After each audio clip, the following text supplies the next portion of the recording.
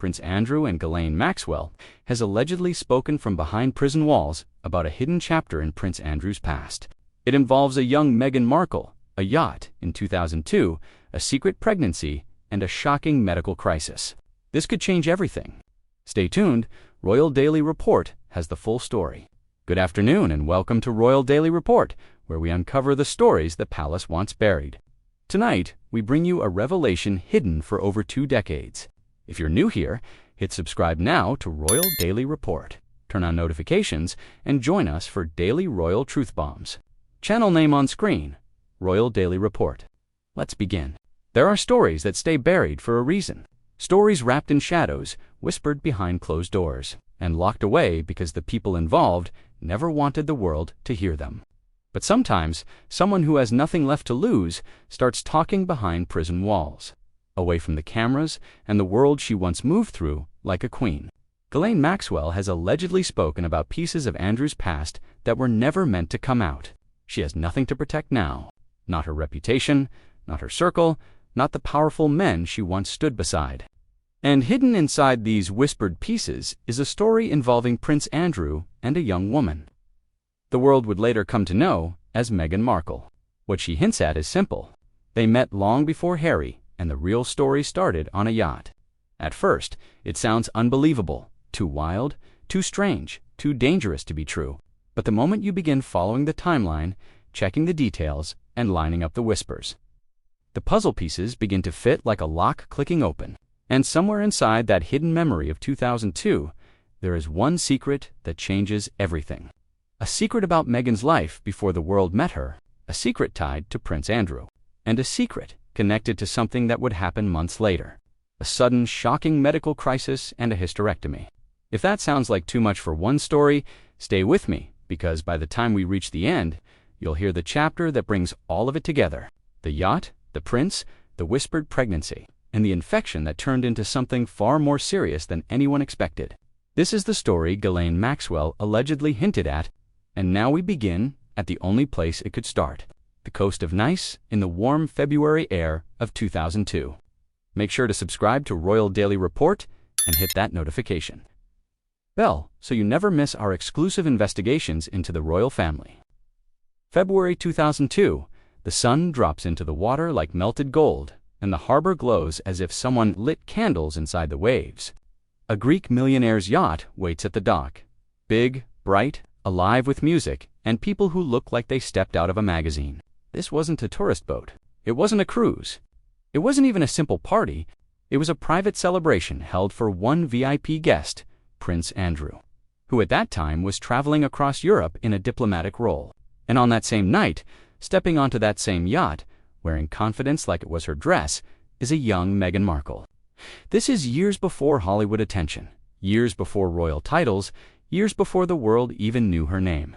Back then, she was a girl with fierce ambition and a hunger for the world to finally notice her. People didn't know it yet, but the events on this yacht would become one of the strangest and most whispered rumors linked to her past. Every story needs a witness, and this one has the most unexpected kind: an Australian backpacker who goes by the fake name Bob. Bob didn't belong in this world of millionaires, princes, and glittering decks. He wasn't rich. He wasn't famous. He was just a young guy traveling through Europe with a cheap backpack and a few coins in his pocket. But luck or fate placed him on the yacht that night. He'd met Theo, the yacht owner's son. While wandering through Nice, Theo liked him, trusted him, and invited him to a party he said would be one for the books. Bob didn't know that one for the books meant watching a strange, intense, and unforgettable connection form right in front of him. He didn't know he would become the only person who would one day be able to say, "I saw Meghan Markle and Prince Andrew together before any of us knew who she'd become." Bob remembers everything: the music, the lights, the feeling that something unusual was about to happen. He didn't know he was standing at the edge of a rumor that would follow Meghan all the way into Buckingham Palace. Before Prince Andrew even sets foot on the yacht, Meghan is already the center of attention. Not because she was famous, she wasn't. Not because she was powerful, she wasn't. But because she spoke like someone who believed she was destined for something massive. According to the witness, she proudly told people that her father was an award-winning Hollywood lighting director. She had just landed a role in a U.S. hospital drama. And one day, she would become the first female president of the United States. The other girls on the yacht didn't like her. They whispered, rolled their eyes, and called her a fantasist, someone who talked too big, but Meghan didn't seem to care. She was watching the staircase, waiting, scanning for someone because Meghan wanted something more than attention. She wanted the prince. And the moment he arrived, her story truly began.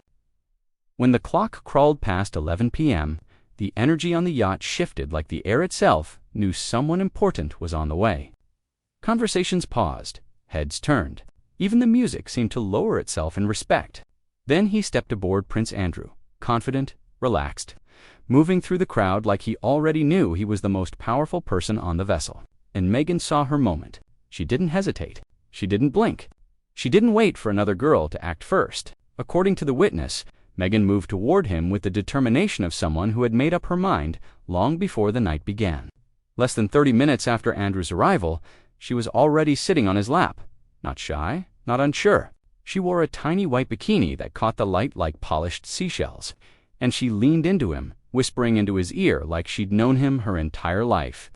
The other women on the yacht watched with quiet irritation, whispers traveling faster than the sea breeze.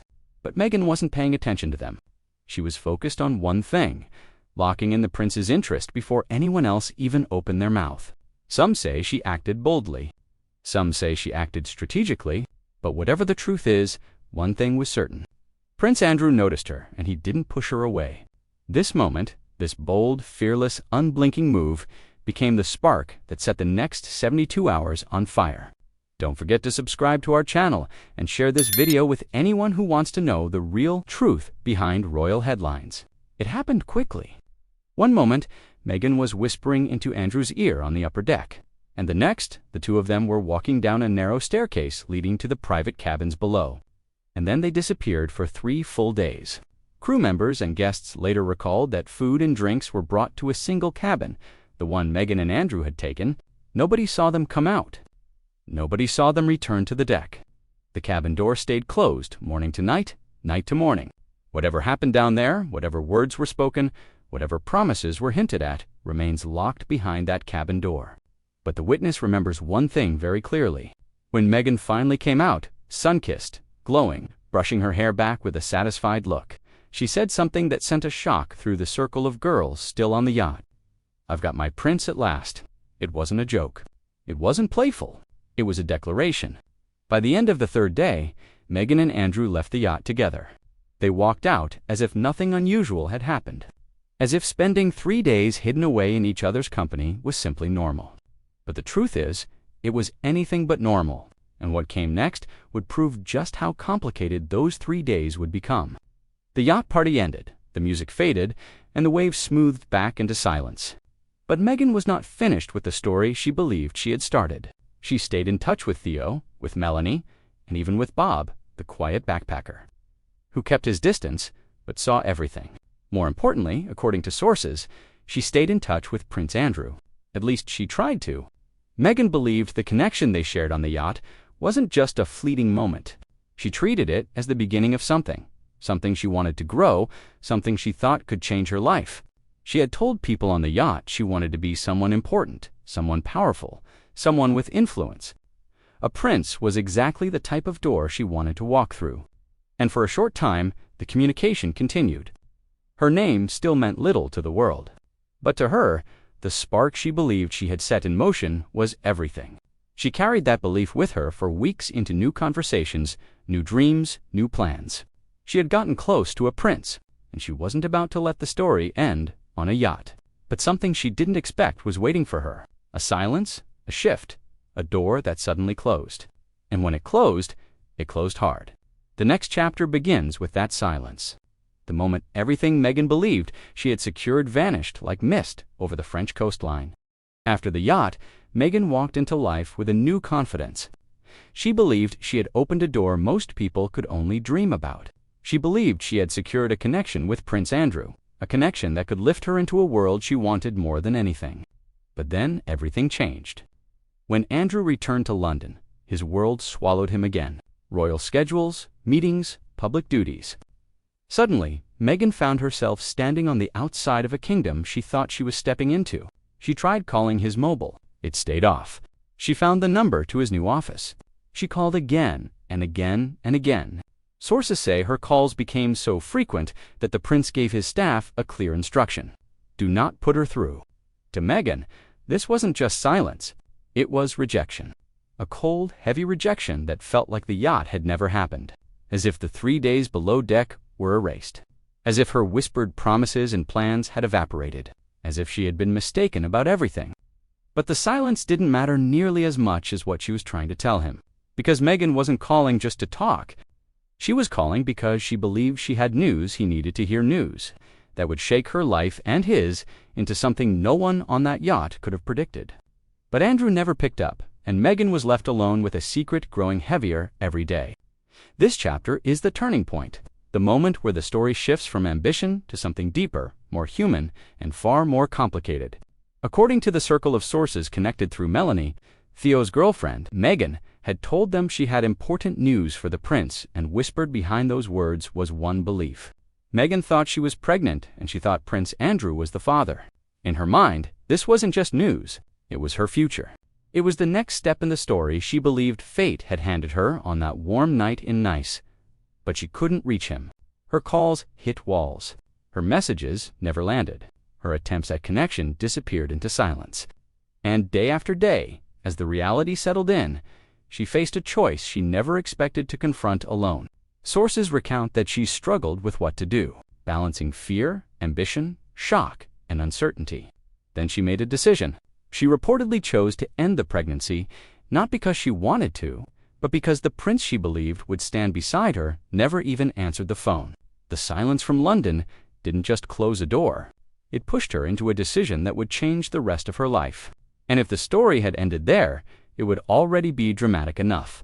But fate had one more twist waiting for her, a twist even darker than the palace silence. In the months after the reported abortion, Meghan's life spun into a blur of reinvention. She became involved with a member of George Bush's Senate circle, a man with influence and political weight, someone she believed could open new paths for her future. She was still chasing the same dream: power, status, a place in the rooms where decisions are made. But then, according to the same chain of sources, came the moment that changed everything. A brief affair with an actor. One mistake, one secret she never saw coming. The actor allegedly carried an STD. Meghan contracted a severe infection, and before she could understand what her body was going through, the situation got far worse than what anyone expected. Sources claimed the infection became dangerous, urgent, and by April 2002, Meghan reportedly underwent a hysterectomy. One moment, she was climbing through the world, fueled by ambition, determination, and belief in her destiny. The next, she was fighting a medical emergency that would leave a permanent mark on her life, sweeping away every dream she once had of a traditional family, closing a chapter she never thought would end so suddenly, and leaving her to rebuild herself from the ground up. This part of her life stayed deeply hidden, locked away behind smiles, interviews, and reinvention. But the timing, the infection, the medical crisis, all link back to the same chain of events that began on that yacht. And that's why even after Meghan became a duchess, the whispers of Nice, the prince, and the 3 mysterious days didn't disappear. They followed her quietly, consistently, like a ghost. And that brings us to the final chapter, the legend no one can ever quite bury. Years passed. Meghan rose, reinvented herself again and again, and eventually married Prince Harry, the man the sources jokingly called the Prince of Pink Pancakes. Her life transformed into a global spotlight, a royal title, and a new identity. But some stories refuse to fade. Some stories stay stitched into the background, waiting for the right moment to come back up. Those who knew about Nice could never forget it. Those who watched her rise recognized the irony. And Prince Andrew, if the whispers are true, avoided her with a coldness that felt almost practiced. Sources say that once she entered the royal family, the two shared a strange, frosty tension. As if they had been actors in a play, neither of them wanted to revisit. And then there is the final twist. When Ghislaine Maxwell reportedly spoke about the forgotten shadows of Andrew's past, she didn't mention newspapers, gossip, or speculation. Instead, she hinted at a story of 3 days, a story of a young woman, and a story Andrew hoped would never surface again. The yacht, the whispers, the pregnancy, the infection, the hysterectomy, the locked door below deck, a chain of events that shaped the private past of a woman who would one day become a duchess. A story that begins like a rumor, but settles in your mind like truth. And as the years go on, one thing becomes clear. This isn't just a forgotten chapter. It's a ghost. One that still walks beside Meghan Markle's rise. One that Prince Andrew would rather the world never hear again. And one that finally has a voice whether the palace likes it or not. That concludes tonight's special investigation here on Royal Daily Report. We've brought you the untold story that connects Prince Andrew, Meghan Markle, and a secret buried for over 20 years. What do you think? Is this the missing piece? Drop your thoughts in the comments below. If this shocking report opened your eyes, subscribe now to Royal Daily Report. Hit the bell for notifications, like this video, and share it with friends who want the real royal truth. Thanks for watching. Stay curious, stay informed. Royal Daily Report, signing off. We'll see you in the next investigation. Good night.